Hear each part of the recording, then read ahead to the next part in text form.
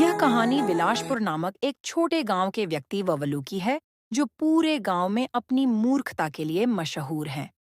ववलू का हर दिन कुछ ऐसा कारनामा होता कि लोग हंसी से लोटपोट हो जाते।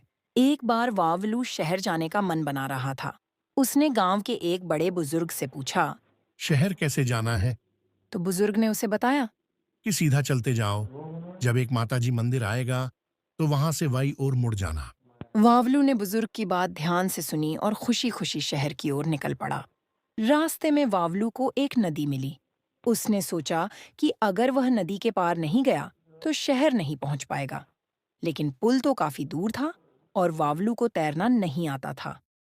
तभी उसे पास में एक नाविक दिखा। नाविक ने कहा, ठीक है भाई, बैठो, पर पैसे देने पड़ेंगे। वावलू ने पैसे देने की बात सुनते ही आंखें बड़ी कर लीं और बोला। पैसे? अरे भाई, मैं तो मुफ्त में शहर घूमने जा रहा हूँ। नाविक ने उसे समझाया, लेकिन वावलू मानने को तैयार नहीं हुआ। उसने सोचा कि आखिरकार तो नदी को तैरकर ही पार करना पड़ेगा। उसने आंखें बंद कीं और उछलकर पानी में कूद पड़ा। नदी की तेज धार ने वावलू को पकड़ लिया और बहाकर किनारे पर पहुंचा दिया। वावलू उठकर सोचने लगा।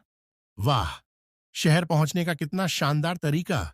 शहर पहुंचने के बाद वावलू को भूख लगी। उसने एक होटल देखा और वहां जाकर बैठ गया। उसने बड़ी शान से वेटर को बुलाया और बोला। भाई, कुछ बढ़िया खिला दो। वेटर ने उसे मीनू कार्ड पकड़ा दिया। वावलू ने मीनू कार्ड देखा और समझ नहीं पाया कि क्या ऑर्डर करे।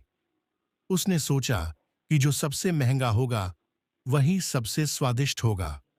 उसने झट से सबसे महंगे खाने का ऑर्डर दे दिया। वेटर ने उसे लजीज खाना परोसा। वावल्लू ने खाना तो खा लिया, लेकिन जब बिल आया तो उसकी आंखें चौंधियां गईं। पैसे चुकाने के लिए उसके पास कुछ नहीं था। वावल्लू ने वेटर से कहा। भाई, मेरे पास पैसे नहीं हैं। इस पर वेटर ने उसे बर्तन धोने का काम दे दिया।